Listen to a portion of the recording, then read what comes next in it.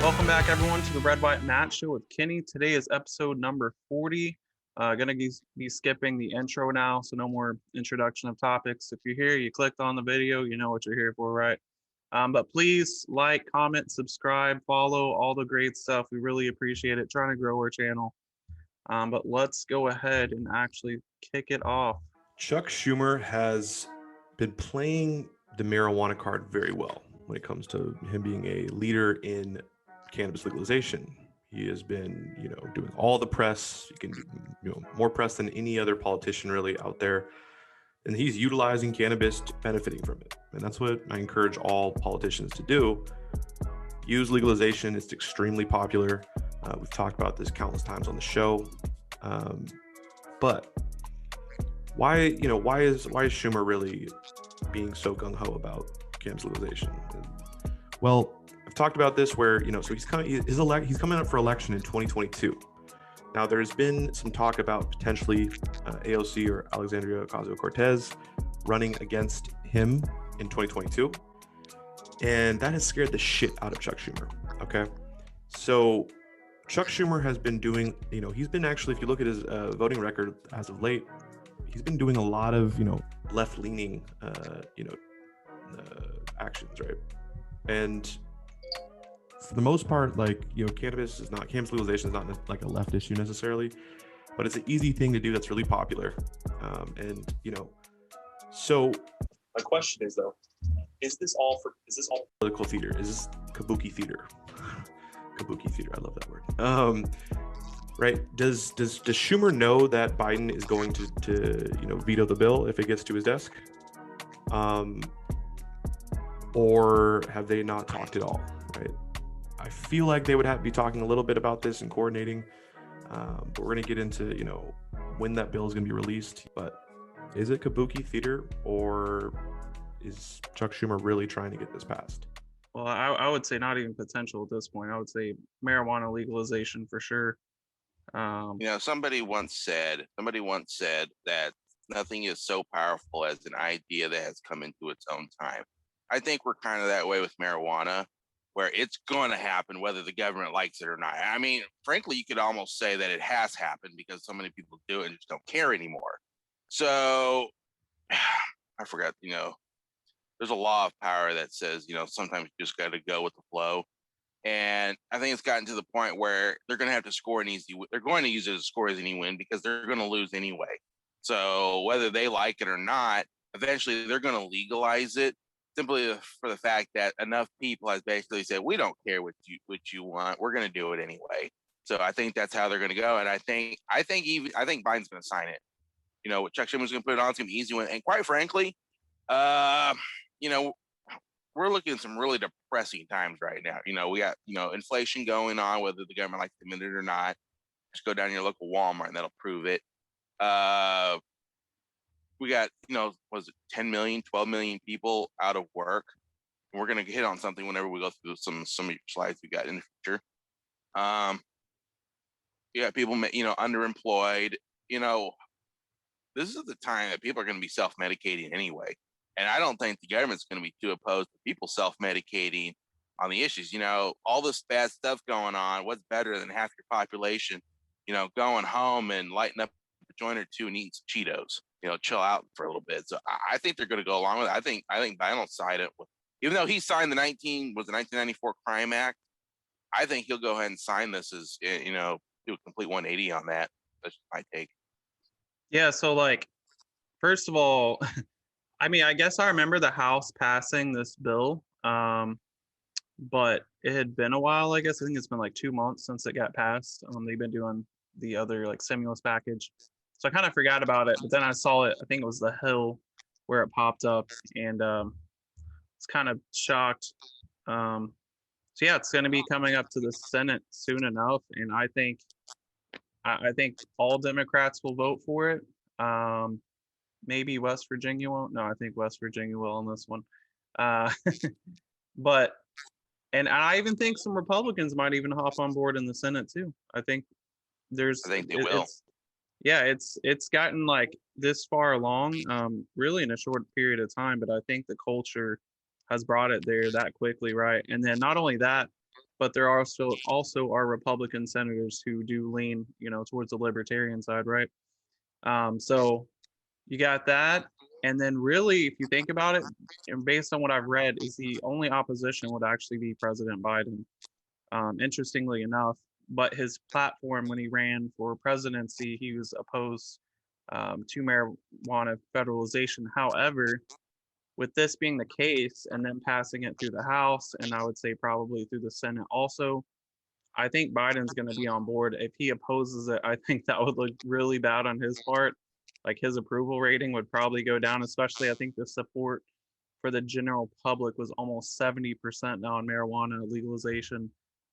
We had New York State just pass it. I think it's either New Mexico or Arizona now is looking at it, legalizing. Maybe it just got legalized. So this is rapidly happening in several states throughout the United States. I think even some conservative states too. So I think we're here. Now I'll also say on the side of and also I was going to say with Biden, he probably wants to do something historic, right? Like this would literally be historic. It would be a great. I thought Trump would do it. He didn't.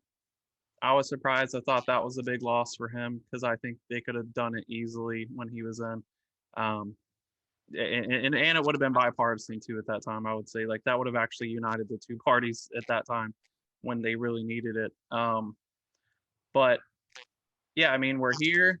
If you have any investments in some of this big weed stock or marijuana stock, I'm just saying maybe now is the time to get on board because some of these California-based cannabis companies, industries, this is probably when you want to get on. Don't hop on board with like the freaking Canadian pharmaceutical marijuana companies. Like, that's a bad idea. I mean, like, sure they're Canadian and sure they can get a grasp in the U.S. market, but it's going to be the ones that are already here who are going to get that bigger bang for your buck if you're in those stocks. So just keep that in mind for investments, guys. I mean, we're going to see if this happens, weed stocks start to go to the moon. That's all I'm saying. And not only that, you probably start to see these larger like cigarette companies and stuff, vape companies start to get involved in this area, right? So keep that in mind also. It's probably something people aren't really looking at too much, but we'll probably start to see some type of market news from these, typical tobacco companies that are now going to probably get involved in that area. I'm assuming they probably have plans already at this point. I mean, just they haven't released it, right? So first off, never bet against America. But just one last thing on there is like I think Biden could probably use a little bit himself. He's slipped a little bit these days. Does he need some? I don't know. At the rate that he forgets stuff, I don't know if that would help. Well, you know what? But at least he didn't have an excuse. There you go. You know what? In his case, it might actually help him. But there you go. He's cognitive function. But anybody in politics who can. One second. I was gonna say I saw a meme the other day. It was like for yesterday for Easter, but it said "Merry Christmas" and then it had a picture of Biden. Like, yes. But yeah, it might actually help him a little bit. So, help with some cognitive function because it kind of does help reset that a little bit. But any politician who's been keeping their finger to the wind knows which way this is going, whether they like it or not. Like I said, no idea that has come to us over time is unstoppable. So it's going to happen whether we like it or not. And as far as like the Republicans, look, the current laws on the books are unconstitutional. They're clearly unconstitutional. They've been unconstitutional for years and years and years. The least the government can do to save face is to go ahead and decriminalize, even though they didn't have the power to criminalize it in the first place. And I think Joe Biden can score some big wins if he not only, first of all, let me back up just a little bit. I can almost guarantee you that's going to be a clean bill, but we can't get a clean bill for the border. But that's a whole separate issue.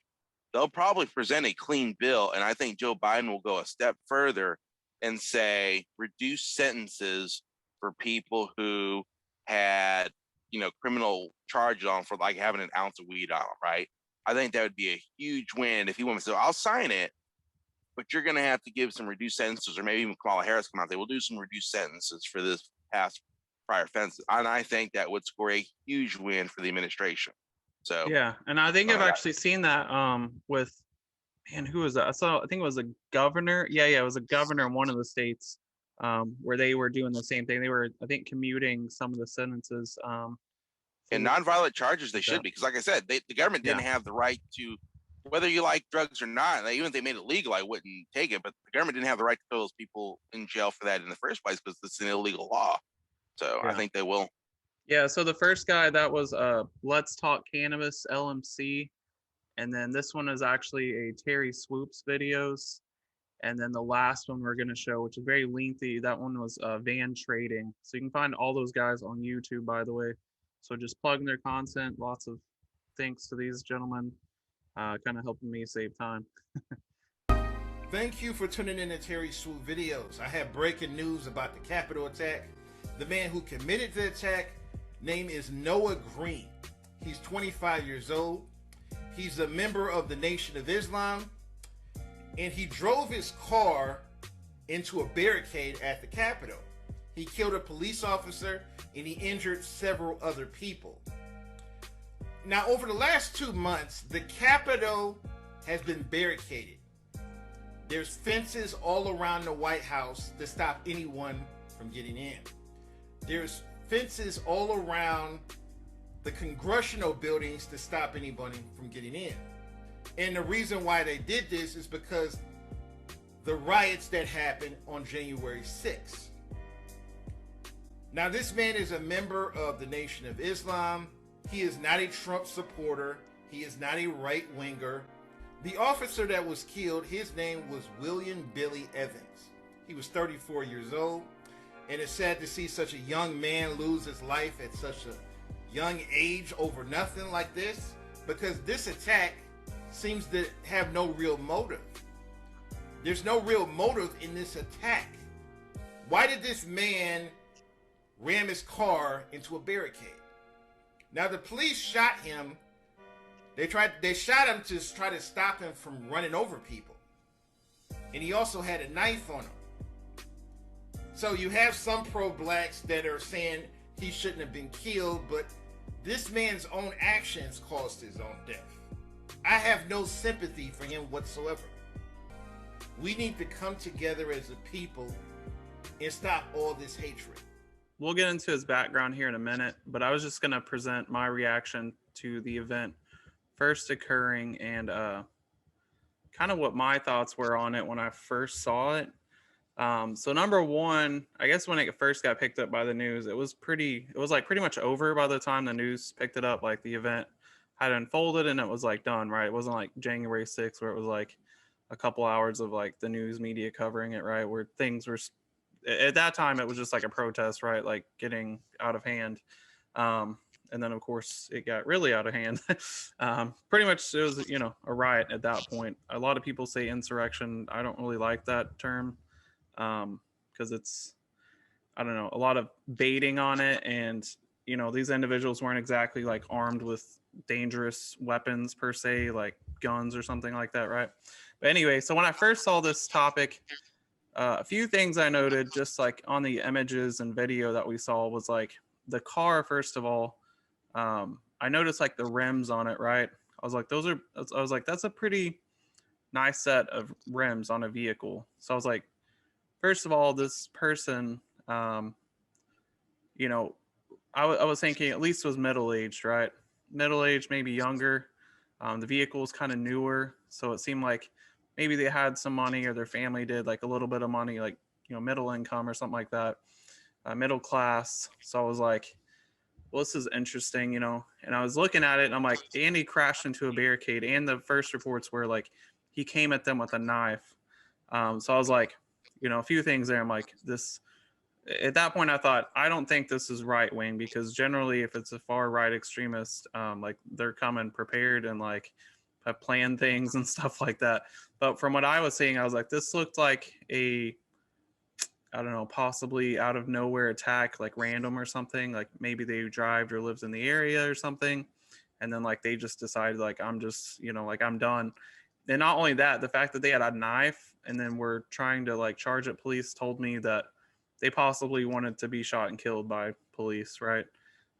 So like, he ran, it looked like what happened is he tried to run into the police. I think I'm assuming he got at least one of the police officers, and I don't think, based on what the news is saying, those police officers obviously like don't stand in front of the barricades, like they stand by them.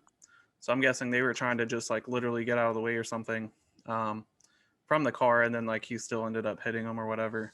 We'll get like full details on that later, but that was just my initial perception. I was like, I saw that and I was like, maybe Islamic, because there's like a knife or something, and like we've seen before where they take cars and like run over people or whatever and then attack people with knives. That was my first perception. Kenny, any first thoughts on when you saw this or heard this event? Yeah, my first thought was death by suicide or death by cop. When I first saw it, it was like, obviously he didn't seem like he was well prepared. And a lot of people say, well, why did he attack the Capitol building? Well, if you're going to do something like that, you're going to go where cops hang out. So either when you drove by the local donut shop, there was nobody there. Sorry, just had to put that in. But it seems to me like, okay, maybe he lived in the area. He knew there was going to be some guards there. And to me, it did look like, he was trying to do suicide by cop, because, he did ram into the fixture. Then he supposedly got out with a knife and started charging. And I think you're actually right. I think he actually did stab the one officer that died. I think he did stab him. And that's what happened. I don't think he actually hit him with the car. I don't know, those details are going to come out, but everything I looked at now, I'm a little funky on the issue, because what I was reading is, okay, so apparently he was a follower of potentially Louis Farrakhan, which I don't think they had much of an influence on this. I mean, Louis Farrakhan has really toned down his rhetoric over that last decade or two. But he did make a trip over to Burma, I believe, which I guess is like a country. Botswana. Well, I couldn't tell if it was actually the country or if it was like a city within the United States. I thought it was the country though, but I'm not 100%. See, they didn't clarify that. Yeah. But I'm also wondering, okay, how long ago was that trip? And did he get radicalized? Yeah. While he was over there. And some people seem to be hinting at it, but I haven't seen any concrete proof that says, yeah, he was radicalized. But I was also wondering too if that Botswana trip was anything related to school, also like a study abroad or something. I don't know, or if it was just like a random trip, like vacation, or like what that was about. But yeah, everything I was able to find out pointed that it was he just randomly did it. Okay, so why Botswana? Of all places you could have went, why Botswana? Which is like a country in, I think, South Africa. So, which I'm not familiar with it. Maybe there's some kind of tourist attraction over there that I'm not aware of. Possible. So my question is, why? How long ago was that trip? What was the intention of him going there in the first place? Like, what was his excuse? And then what was he radicalized? But if he was radicalized, it just seems to me like he could have done a better job. He was trying to do an actual attack.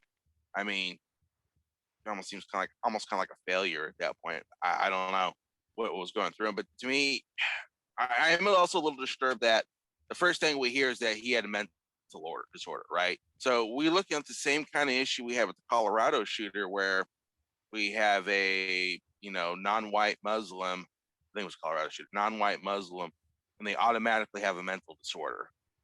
I mean, I kind of think that goes without question. If you're driving up on a random police officer deciding to get out and knife him, you probably have a mental disorder.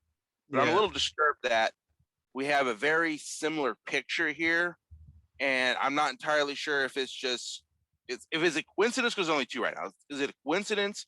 If we start seeing more of it, it disturbs me if there's more of a pattern here than maybe we like to admit. Yeah, and let's get into that mental illness part here. So this is from Washington Post. They have a really long write-up on it. I only took a little bit from there. It's right here. So Brendan Green said his brother was violently ill Thursday evening in the Virginia apartment they shared before he left, and sent a forlorn text that was one of their final communications. "I'm sorry, but I'm just going to go and live and be homeless," Brendan Green said. The text read, "Thank you for everything that you've done. I looked up to you when I was a kid. You inspired me a lot." Family and friends said he blamed former teammates and roommates for drugging him with Xanax in 2019, which one teammate said most people regarded as unmoored from reality. Noah Green felt the episode left him addicted to the drug and suffering withdrawal symptoms. Noah Green moved out into his own apartment in Newport News, but he continued to suffer hallucinations, heart palpitations, headaches, and suicidal thoughts that could have been related to drugs or mental illness, his brother said. And there was like a lot more out of this in that Washington Post article that like went into specifics, like things that he was thinking, stuff like that. Definitely based on what I was seeing out of that, all symptoms of drugs and mental illness, I would say like there's nothing normal from that.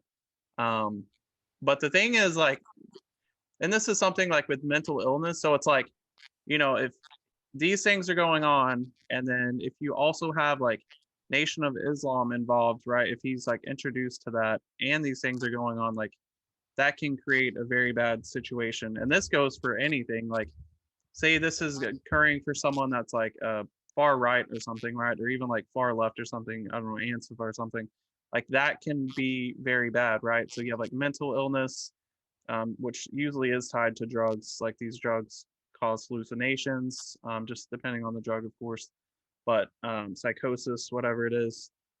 So like if you're believing something extreme or getting really into it, this is when, like people can conduct such attacks or whatever. Things can happen like this. Like there's more of a chance, right? And so one of the things that bothers me is like the mainstream media is like so ready to hop on these issues because Biden is in office, right? So they're like, it's like when these things occur, they're hoping, like they're just hoping and praying that like, yes, please align with our agenda. And then when it doesn't, it's like, okay, whatever, that's over. Like whatever about this guy, right? It doesn't meet their agenda, it's over, whatever. Like, if the shooter, the Colorado shooter, for instance, like all the victims are white, well, it doesn't meet our agenda. So like Asian lives don't matter, white lives don't matter. If like no one brought that up, they weren't like, oh, they killed a bunch of white people. Well, a bunch of white people probably live in that area, right? Like, and it was a guy that was born in the Middle East or from Syria or whatever. But it's just like really annoying, I guess, because it's like if it doesn't meet the agenda and that's what they're hoping for, they're just like, whatever, we can't say we told you so, right? It's like, oh, we had all these National Guard troops in the Capitol, and they were hoping that this was like some white supremacists that decided to come attack the Capitol, and like, oh, I told you so. This is why we have the troops there, right? Like this is exactly what they were wanting. Well, sorry, that didn't happen. That wasn't the case. Actually, a complete opposite case. This has happened, I think, a few times actually in DC, where I don't know if they had mental episodes, but basically, like there's some incident or some small attack and assault on police officers at the Capitol. This has happened several times throughout the decades. So this turned out to be what looks like something similar to that. I don't know how much Nation of Islam actually played into this. We do know it's a factor. So you can't just sit here and state and roll out like, oh, Nation of Islam, like, oh no, he had mental disorders. Yeah, he was taking drugs. You can't include Nation of Islam. No, that does have to play a factor. You have to look at everything. You can't just be biased, and because it doesn't fit your agenda, you just roll it out, right? Same thing goes on the right too. You have to also consider the same thing. I'd say the same thing. Who was it? The Asian spa attacker, right? We still don't know the details on that, but you can't rule out these things. That's what you can't do. When you do that, you're just living in your own bubble, believing whatever you want to, and you don't want to open up and take any ideas, any criticism, because you just think you're right all the time, right? And that's exactly the issue in 2021 and the years before. That's been going on for years. And it's like the big tech companies and the presses, the news, they're all feeding this motive on both sides.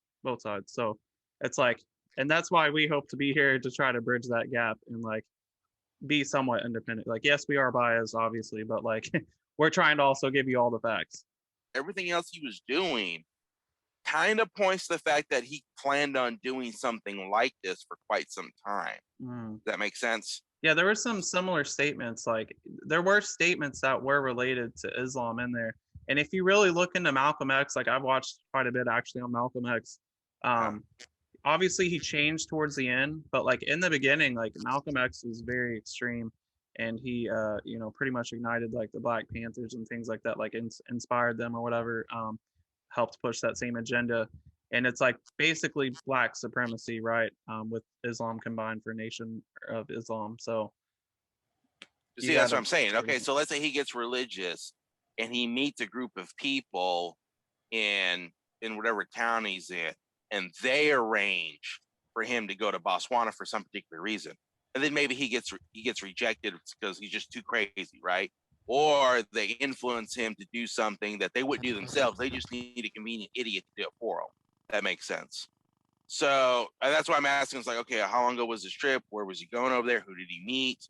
Why did he pick that country? That's the only thing that kind of irks me on it, because, like I said, that could potentially be a big influence. Where it's, okay, somebody found him, a convenient idiot, and then set it up for him, or convinced him to do something like that, and he just wasn't very successful at it. Yeah, and like your point's great, because like our discussion is great. The discussion we're having right now is not the discussion they'll put on mainstream media.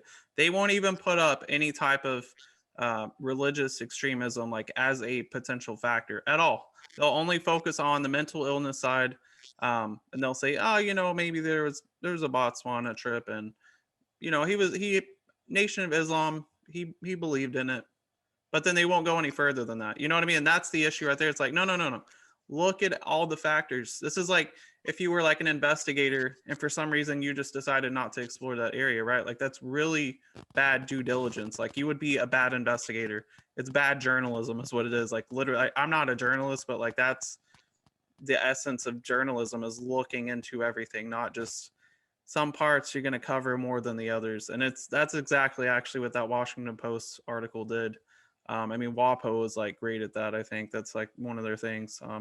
Opinion pieces every now and then from them are pretty good, but for the most part, the mainstream stuff's not good. Anything else, Kenny, or we're gonna move on to the? Yeah, I want to add one last thing about the officer, because so my understanding is, like I said, he stabbed one of the officers. Can you imagine the officers? Which, by the way, the people standing at the Capitol, and they're not slouches, right? Took a while for them to get there. So can you imagine, like, you have somebody coming at you with a knife and you hesitate to shoot that person because of potentially their skin color or whatever? Well, this is why, especially a lot of us, who support law enforcement under most things that they do, is because, they get 3 seconds or 4 seconds to make a decision on whether or not to end somebody's life. And this is regardless if it comes out being true or not, that individual actually did stab one of them. Because this kind of stuff happens all the time. But you cannot expect anybody, let alone a police officer or anyone, to have 3 seconds to make a decision whether or not that they need to end somebody's life. It's funny you bring that up, because actually one of the news anchors stated that, it was like CNN or MSNBC, that like they literally stated, I was like, I don't know if you can say that, because they were like, oh, these officers are trained to like shoot to kill. That's what they do. But then I remember like, I don't know, a year ago or something like that, where they were talking about, well, maybe officers should shoot for like, less than lethal, like hit them in a leg or something. And I'm like, oh, it's like last year you guys were saying that. And then all of a sudden now you're telling me, oh no, they shoot to kill. I'm like, I'm just lost at this point. There is no. And this reminds me actually that white cop. Do you remember that video? It was like a month ago. That white cop pulled that lady out of the vehicle, and he was trying to, and then she ended up because he was trying to probably be nice or something, and he couldn't get her out really. He was struggling, and then I think he lost his balance or something, but basically he kind of fell away from her, and that gave her time to pull out a pistol and then shoot him a couple times. All right, so let's go ahead and get into this massive infrastructure plan. So a lot of people have both sides have been like sweeping this, I feel like, under the rug. You got Republicans that will be arguing like the plan hardly includes any like infrastructure stuff. Like roads are only 5%, but then like, as you can see on this graph, infrastructure itself is 42%. But then Republicans are saying it's 5% for roads. It's like, yeah, but what about the infrastructure part though? So we'll get into this, and we have a lot of other good graphs too. So we're going to tell you guys what exactly this $2.25 trillion infrastructure plan is, what it includes, all the specifics. We're going to try to go over it fast because it's a lot of information. And so just stand by and hold on to your seats. Let's begin with your chart. So we're talking about $2.25 trillion after $1.9 trillion still rolling off the presses for COVID relief. What exactly, as you look through it, is in this plan? Well, Willie, as you say, it's a very, very big plan, bigger than the last plan. And actually, people call it an infrastructure bill, but as Jonathan Lemire alluded, it's a lot more than that. In fact, infrastructure is only about 42% of the total package, as you can see on the chart. All the blue stuff on your right is infrastructure related. And we did rough justice here. There's not full detail on all these plans. So transportation, of course, we all talk about highways and bridges is at the top of the list, as well as things like water that Jonathan also mentioned. But then in addition to that 42%, you have another 20% or so that is going to what I'll call other investment, things like R&D, things like manufacturing of critical supplies that we need for pandemics, things like semiconductors, which are in short supply. But then there's a whole nother piece, another almost 40%, which is really other stuff. And it's not even clear entirely what some of that other stuff is. There's $400 billion for home caregiving for elderly and disabled people. There's a substantial amount of money in there for fixing up housing, which is kind of an investment, but also kind of fixing up housing. And so it's a whole bunch of different kinds of things, a bit like the COVID bill was sort of a COVID bill, but also did a lot of other things.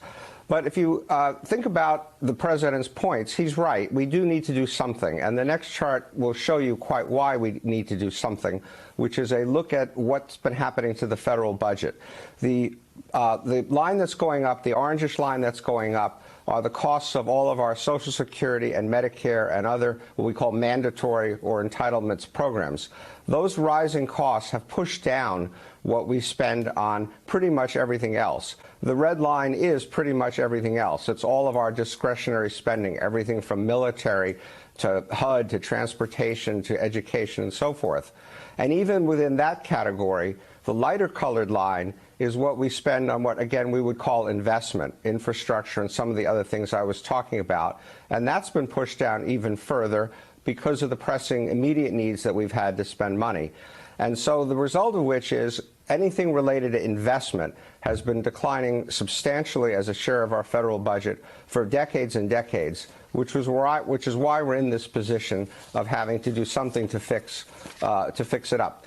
Now, we have to recognize that the Biden vision is for much more bigger and much more robust government, and really fundamentally changing the size and role of government in the American system. The blue line shows what government has been spending over the decades, and as you can see, it's bounced around between about 20 and 25%, the 25% being during the GFC, and then it came back down closer to its historic level of around 20%. COVID jumped that up, not surprisingly. You can see the jump for COVID, and it does start to come down, but the dark blue line shows where Biden would, in effect, have it stop coming down at around 25% of GDP. So, in effect, government would go from a historical average of being about 20% of GDP to 25% of GDP, and that is a huge change in the size and role of government. The orange line is taxes, and you can see those have bounced around also between about 15 and 20%. But even with the tax proposal that Biden unveiled yesterday, taxes jump up a bit, but not enough to close the gap. And so the difference between that dark blue line and that dark red line are the deficits over $1 trillion, pretty much, not just pretty much, completely as far as the eye can see. So it is a big, complicated package. As Jonathan said, it is going to be a tough, I think much tougher fight in Congress over all these different provisions, almost certainly ending up in reconciliation. But even the Democrats are going to have a lot of questions and changes that they want to make in this. Yeah, so like a lot to unpackage in that video. As we can see, as a whole, our government has not been great with spending, like just in general. Like throughout the years, no matter what administration we're looking at, I think literally it was like Clinton was the only one where I saw like a positive budget, and then 1950s, 60s was close, something like that. It was pretty close. But since that time, we've just been doing a horrific job. And then also something to note, one thing I always love to hear from Democrats is like the whole argument of like, look at the military spending.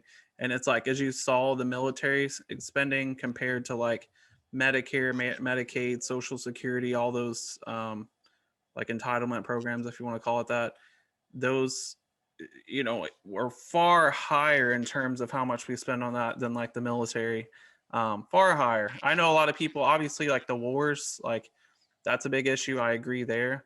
But it's like, even if we reduce the amount of the war budget or something like that, it's really not a lot of money compared to these other massive programs, which we're actually going to contribute to here. Here's the complete breakdown. This is from @VantTrading. See in the bottom right, find them on YouTube. We'll probably tag them in our videos afterwards. All the people that we used. But this is kind of a chart. It's kind of blurry. But transportation, about 27%. We got home care services, about 19%. Manufacturing, 14%. Housing, around 10%. Let's see, research and development, water, schools, digital infrastructure, workforce development, veteran hospitals, and federal buildings. So each slide, it goes into further on what these things really mean. So things to note: Pelosi hopes to pass the House by July 4th. Administration says tax plans would take 15 years to fully offset. So that tax plan he has right now is not good enough to meet these requirements for this infrastructure bill. Now, we all know, I think everyone can agree an infrastructure plan is needed. Like, no one's debating that part. They're probably going to have to make GOP concessions. I 100% agree there. Schumer wants cap on state and local tax deductions. I mean, maybe on that. Nowhere near as large as what progressive Democrats want. This is for sure. AOC said it was too little. She said she wanted a $10 trillion infrastructure plan. So she's a little crazy, I would say. No wealth tax is in here. So keep that in mind. That was a big push by Republicans, right? So U.S. chief economists, S&P Global, Beth and Bavino, stated it will create 2.3 million jobs by 2024 and then inject 5.7 trillion into the economy. So I've seen some conservatives push back on this. A lot of conservatives have actually been pushing back on the fact that this will have effects on the market, and that's probably true. But at the same time, we also have to take a look at the market and say, okay, they're stating this, but where are these statements probably being paid by? Probably people from these corporations that are pushing their policies towards these Republicans, who are big donors to them, right? So just keep that in mind when you see the media, like the Market Watch or whatever, and you'll see Republicans on there. You're even on Fox News, like pushing against it. This is going to wreck the market. I'm like, okay, which, like, the economy or the stock market? These are kind of two different things. So that's funny to see. But so the largest critic complaint to this is it's too broad. It needs more focused, targeted spending, not indiscriminate spending. I think I'd agree there. And I think this is probably going to be an issue Republicans will tackle when it comes to concessions, making it more specific. I think generally both sides are pretty good at that when it comes to any plan. Now, when it comes to spending, I think the Republicans are a little bit better at it. So here we go. So transportation. I mean, this whole slide, this is what we're here for, right? I see a lot of good stuff on here. Amtrak, as I think I stated in our last video, they were talking about a big map that they're wanting to connect lots of large cities to with Amtrak, which I'm like, let's do it. You know, like, I think it's a great idea. I think there's a graph at the end too that shows, oh, actually, no, there's no graph, but I did see a graph, a historical graph on how much we spent on railways. And we've actually started spending more on railways in the past like 20, 30 years than we ever done before.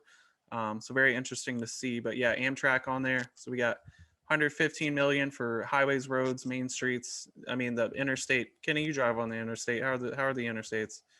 Horrible. So Kenny can attest it needs some upgrading, right? And especially like, you know, when I've drove through like South Carolina, Florida, on that interstate, and a little bit of North Carolina, dude, that interstate is horrible over there too, like really bad. Even going west from Atlanta a little bit is really bad over there too. It's just, it's a disgrace. Like, they need some money dumped into it for sure. And the state governments aren't going to pay for that, maybe except for Texas. Texas tends to like to do that. But Texas does have some of the nicest roads in the country. They do. It is also newer, I would say, so kind of an advantage. Let's see. So home care services and workforce. You know, my thing with this one right here is something I went to go search and didn't see a whole lot of is, you know, how much is okay, so there obviously is a lot of Medicare spending from the government and Medicaid. Medicaid more so for the elderly. So then it's a question of, okay, the government does pay for a lot of Medicaid, but how does this work in terms of like the government getting involved versus the private sector covering for it, right? So I think there needs to be some kind of plan for this, to be honest, like a separate bill where they're going to start to dump that cost more on the private sector and not the government. Like I feel like there's a lot of lobbying going on right here in this area. Like, to be honest, expand access to long-term Medicaid, like bolster caregiving for aging and disabled Americans. Like, these things sound great, but what exactly are we doing with the money? So this is where we need to get more specific. Improve wages for at-home health workers. I don't know how you do that. Like, do you raise minimum wage? I don't know. It seems like another private sector thing. And then infrastructure for caregivers, workers to join unions. Like, no, I'm just going to say no to that. Why does the government get involved with unions? Like, that seems very politicized. It's crazy. Like, we're going to build buildings for unions? No. Just no. Any no to that? Yeah. I mean, I come from a union background, so I kind of understand unions. I'm not opposed to them, and I'm not totally for them. But this is going to be one of those things where, okay, government should be regulated to doing the things that the private sector can't really take care of: roads, pipelines, waterways, that kind of stuff. Why is healthcare so expensive?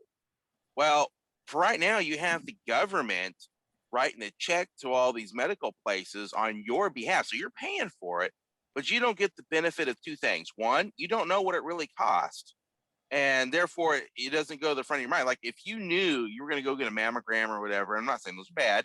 I'm just saying, if you knew you're going to pay $10,000 for it, would you do it? And the government comes back and says, well, because you don't realize how much it's really costing to do this procedure, you'll go ahead and go get it, which is better for the health of the community.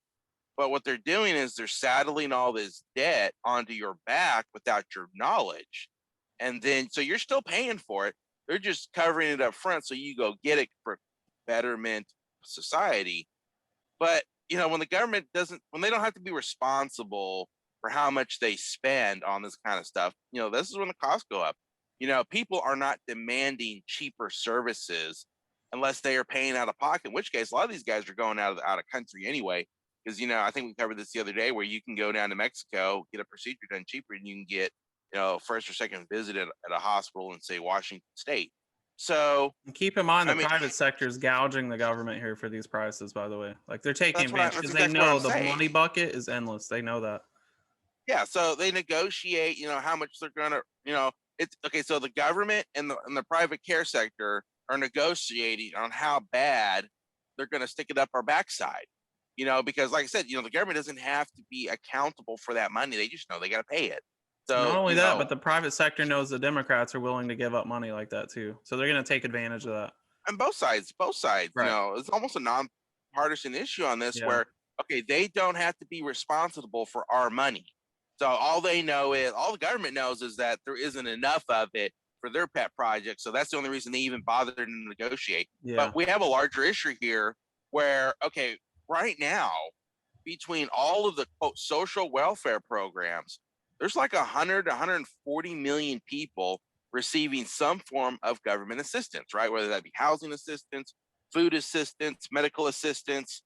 Well, if you really think about it, that means 2/3 of the American population is subsidizing the lives of the other one-third. And we don't want to say, there shouldn't be some form of safety net. Yeah. But what happens to a society when the safety net is so large that a portion of the population is literally sustaining the other part? That does two things. One, it reduces, so let's just say my ability or your ability to go out there and make a private purchase on something or do something ourselves.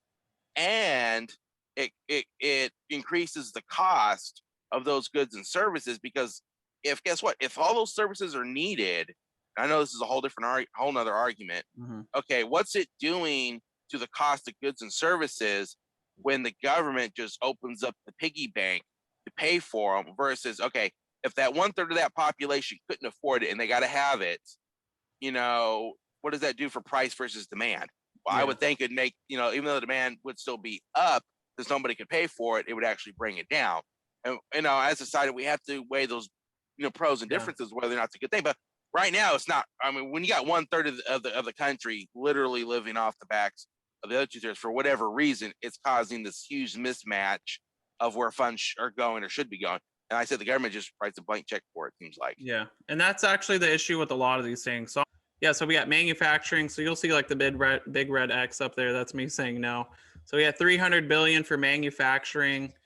I don't know. I guess the government's now getting involved here with medical manufacturing, semiconductor manufacturing, regional innovation hubs, federal purchases. So this right here is like a green energy part right here. By the way, this federal purchases, like Tesla and them are already doing this. I don't know why the government needs to do it. Electric vehicles, charging ports, electric heat pumps for housing, commercial building. Some manufacturers that focus on clean energy. Rural community programs giving small businesses access to credits. I feel like this stuff's already going on. Like, I don't know, once again, it's crazy. It's basically the same thing Kenny was just saying, which is like, they're just tapping into this money because they know they can.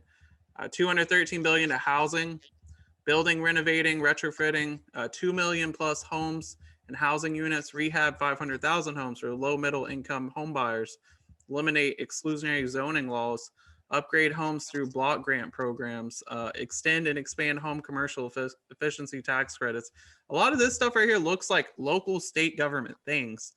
So I don't understand why the federal government's getting involved with this. Like, this seems like Democrat stuff, like stuff to go to Democrat states specifically.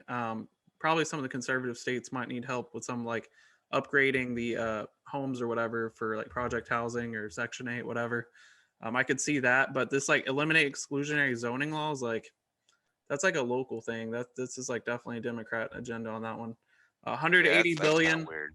Yeah, 180 billion research and development, research infrastructure for climate science. Like this should be a separate bill. Innovation or R&D, eliminate racial and gender inequalities in R&D. The hell is Science and STEM, basically, like 180 billion for that. Like what? STEM R&D, is science, technology, engineering, and math, I believe. R&D investments in historically black colleges and other minority-serving institutes. I guess the other colleges don't get this. Just them. That sounds racist. Black. It does sound racist. Imagine if that was just to white or like private Ivy Leagues or something like that. Like, yeah, because that's if crazy.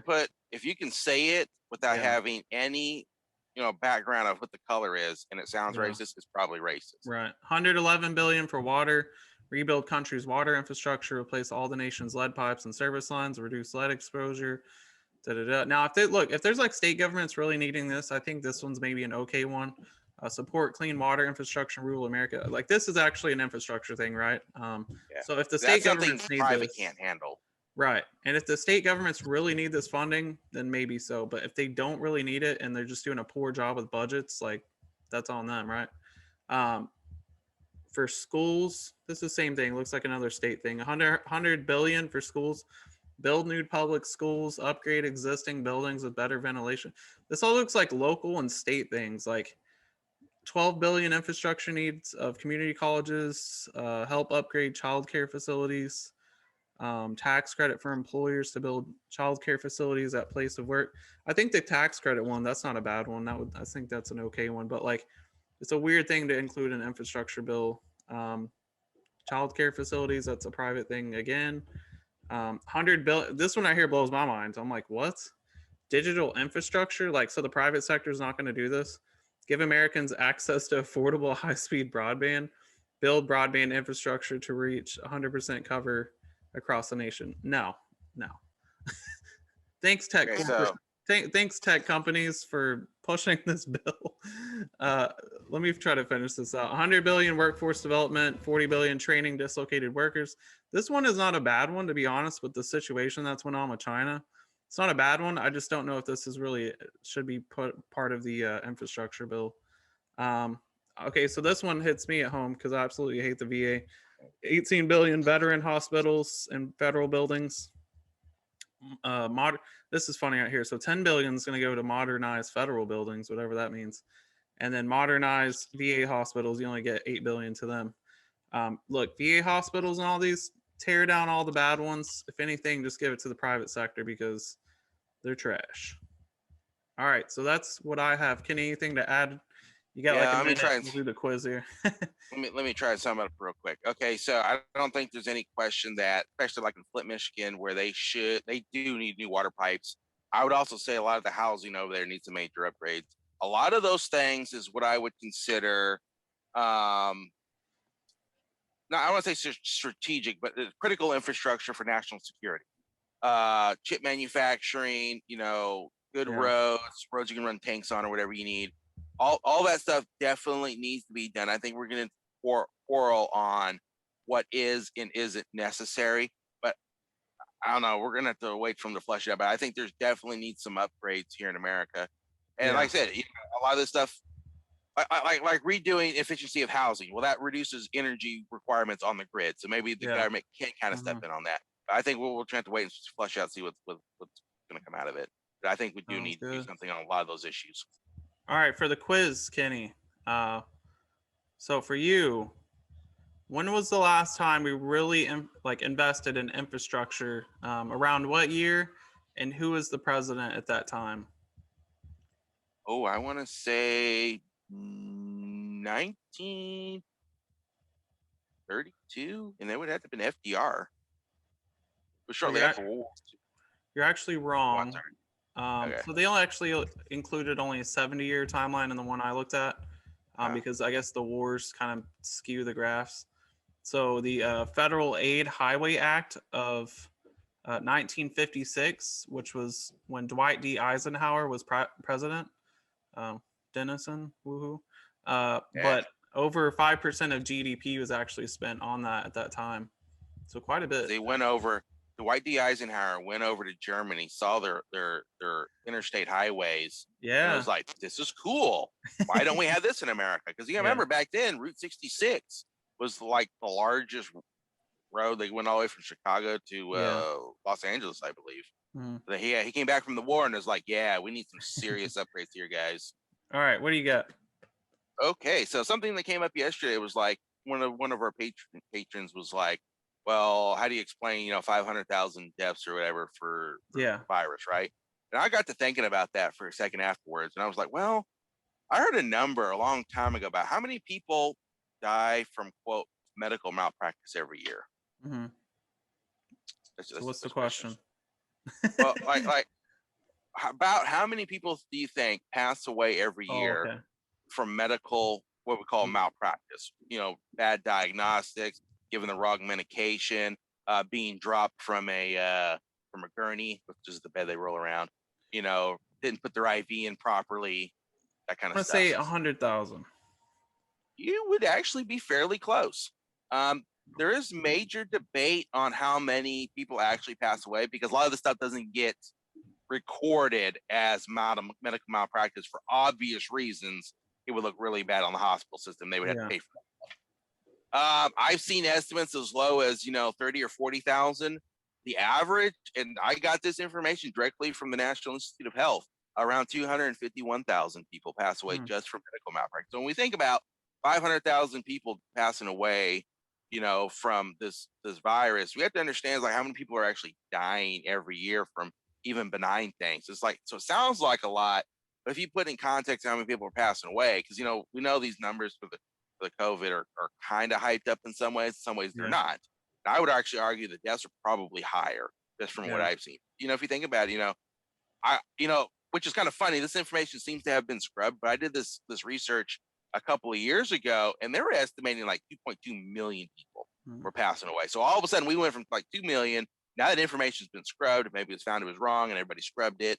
Now it's like 250,000. So let's just say, 150 to 200,000 on average, it's passing away just from people, putting the needle in wrong or doing some other kind of incident where it was actually attributed to, we screwed up here at the hospital. All right. Well, I got to get off here. Thank you guys for watching. We appreciate it. Please like, subscribe, all that great stuff. But we will see you guys next time. And it's been another American Experience. Hey, thanks for watching the Red, White, and Matt Show with Kenny. Please like, comment, subscribe, and stay tuned for another American Experience.